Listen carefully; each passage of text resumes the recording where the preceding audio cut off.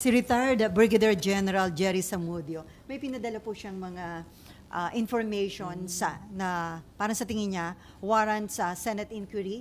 Galing daw ho ito sa isang dating Deputy Director General ng National Security Council. Ito ho yung mga details. Kaugnay po ito ng, sabi niya, ay significant presence and activities ng mga Chinese doon sa isang island sa Cavite. Nandito po yung ilan, kasi ang haba-haba na sinabi niya. Approximately 30,000 Chinese nationals reside and work on Pogo Island, Cavite, formerly Island Cove Resort. And then all consumables such as beer, snacks, and soft drinks served and sold on the island are China-made and packaged. There are at least 2,000 Filipino construction workers on the island housed separately. The island employs an airport-style entry system with computerized, colored, and numbered passes. A restricted VIP housing block which no Filipinos can access overlooks the Philippine Navy's Sangley Point Naval Base. At marami pa ho siyang ibinigay na mga informations na galing nga daw ho sa dating Deputy Director General ng National Security Council. So ang tanong ho niya, given itong mga alarming details, can the Senate initiate a Senate inquiry to investigate the truth of these matters kung ito daw ho ay totoo? Kung matuloy yung pag-aksyon sa rekomendasyon ng Senate Committee on Economic Affairs na pinirmahan kong committee report na i-ban ang POGO sa loob ng 3 buwan, kung pagkatapos ma-finalize itong committee report ng Senate Committee on Women at siguradong irerekomenda naming paalisin na ang POGO sa Pilipinas, then kahit aling POGO hub, kahit saang bahagi pa ng bansa, ay kakailanganing paalisin din. Pero may initial info na kayo tungkol nga dito sa Island Cove? Yung ganitong mga inputs mula sa social media sa iba't ibang netizens natin at iba't ibang mga manunulat. And then may mensahe siya sa inyo, ma'am, na sabi niya, an inquiry is crucial for ensuring the sovereignty, security, and well-being of our nation. I trust in your commitment to safeguarding our country and hope that through your efforts, the government can take immediate steps to address these concerns. Yun po yung message. Maraming salamat kay General Zamudio. And i-follow up po talaga namin yung panawagan sa NSC at sa pamamagitan ng NSC, panawagan kay Presidente. Okay, Marlon. Yung binanggit ni Ate Selly,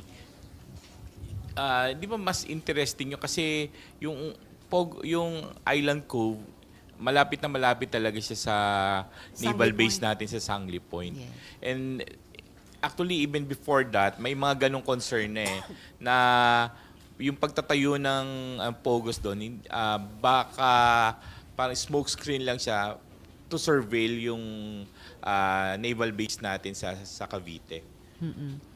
That's why yung tanong sa NSC at kay Presidente kung ang POGO ba ay banta sa national security. Dahil may ganitong posibleng aspeto sa lahat ng POGO hubs dito sa buong Pilipinas. So, kaya interesante whether that hub or others dahil sa ganong aspeto.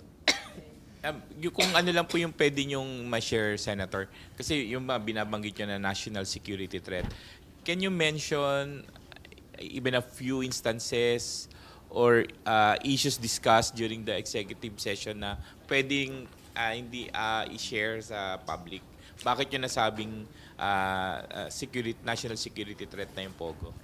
Nung simula ng executive session, akong nagpaalala sa lahat na executive session nito at subject sa rules ng Senado. Kinaya kong talakayin yung ilang mga paksa na tinalakay namin. Pero sigurado sa pagdating ng susunod na committee hearing, open hearing, public hearing, mai-surface na namin yung ibang mga punto na by that point in time, mas na-finalize na at hindi na subject ng ongoing operation or ongoing investigation. And ma'am, i-follow up ko lang, in case na inyong imbestigahan itong sinabi ni retired General Zamudio, mahalaga ba na humarap yung former Deputy Director General ng National Security Council kasi siya yung nag-share ng information? Si General Zamudio? Sa kanya. Yun na nag-share sa kanya yung... siya ba mismo yung former? Tinatanong ko. Sabi niya natanggap niya yung message niya yun for a former Deputy Director General ng NSC? Posible, maimbita sila, but at the very least, yung kasalukuyang NSC ay tatanungin dahil sila din naman ang dapat may institutional memory ng lahat ng mga information or intelligence na mayroon ang council. Cecil and then Nino. Apo, Ma'am Cecil sa Star. Ma'am, while you mentioned that you have gathered substantial information during the executive session, ano pa po yung ina-expect natin na hahanapin sa mga susunod na hearing po? Well, if-finalize na lang namin, ano pa ba yung, sino-sino pa ba yung mga resource persons na dapat naming imbitahin? Alin pa bang mga anggulo ang dapat talaga naming ipin down? Merong bang anggulo na dapat bitawan na namin? So basically yon, further sharpening, further honing yung magiging findings at recommendations namin sa committee report. Schedule na po ba tayo for the next hearing, whether executive or open? Wala pa pong schedule sa susunod na hearing. In between this executive session at yung susunod na hearing na iyon, meron kaming at least isa pang briefing mula sa AMLAC tungkol dun sa illegal revenue streams. And then magtatakda po kami ng susunod na hearing. Present, ma'am, ano na yung pieces of legislation that you could sense na pwede nating itulak na nakuha natin doon sa mga previous hearings ng GUO? Marami-rami na rin. Starting from pagpapalakas ng implementasyon ng mga batas nating pumoprotekta sa mga kababaihan at mga bata, yung related labor rights na nilalabag sa illegal recruitment and detention, yung maraming lumabas sa aming investigasyon sa ang tawag nito, yung Pastilla scam, including yung pagpapalakas sa mga immigration-related na batas natin, lalo na't higit na naging high-tech ang human trafficking for one. Tapos dito, yung oversight dun sa pagpapatupad ng mga batas tungkol sa hindi lang POGO kasi gusto ko at ilan sa amin iba na talaga yan. Pero yung buong business model ng industriya kung saan siya nailagak. Meron ding mga rekomendasyon yung iba't ibang agencies na resource persons na pagpapalakas ng iba't ibang mga batas kung sa ilalim no na sila'y nag-ooperate para maging higit silang effective sa pagpapatupad ng kanilang mga mandato. So marami-rami. Last na po, do you share po yung sinabi ni Senator Jinggoy na even the late registration na policy ng gobyerno dapat mai-revisit kasi parang na-abuse na in this case? Salamat po.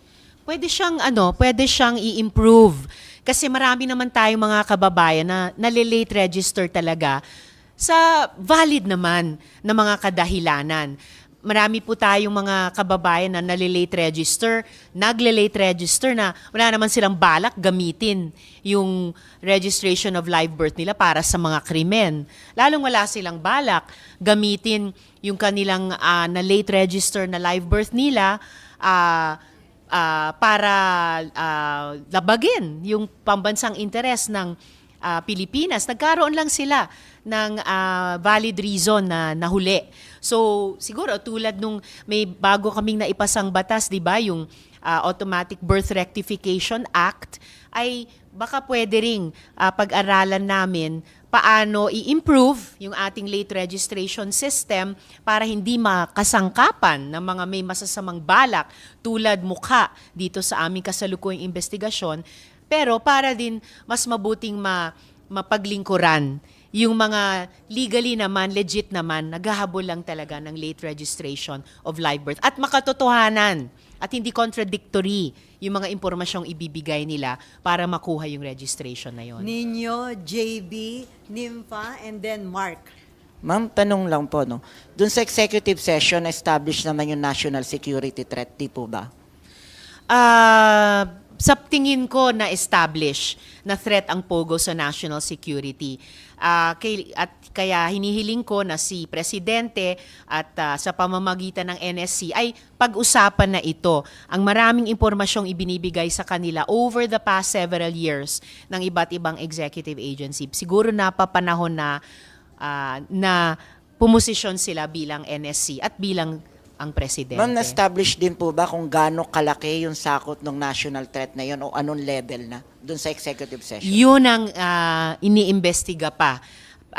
Pero at the very least, nagpapasalamat ako na yung mga ahensya na dumalo sa executive session ay pinag-aaralan talaga itong anggulo ng POGO kaugnay ng pambansang seguridad at umaasa ako na pagdating ng susunod na public hearing, mas masasabi na nila and publicly ano na yung posisyon nung kanilang department o agency at paano nila aaksyonan ito. And I'm hoping na aaksyonan ito hindi lamang ng legislature pero ng executive sa isang coordinated na paraan. Dahil mukhang coordinated din ang aksyon ng mga POGO na ito. Ma'am, doon ba sa isa sa magiging recommendation nyo, ay encourage nyo lahat ng senators to sign sa isang resolution na hinihiling ng i-abolish talaga yung POGO? Dati nang may majority numbers namin na committee members ng Committee on Economic Affairs sa ilalim nung nakaraang chair niya na si Sen. Sherwin. Dati na kaming pumirma ng ganyan. So kumbaga, minsan nang may sense of the Senate na ganon. So sana ma-adapt na ito in plenary at sana dahil kayang gawin ito ng mas mabilis kesa pa sa amin sa Senado, sana umaksyon din si Presidente. Siya na ang magdesisyon at magsabi, paalisin na yung mga POGO. Thank you, ma'am. Okay, JV. And then Nympha and then Mark. Okay. Sen, JB po from Yes. IBC 13.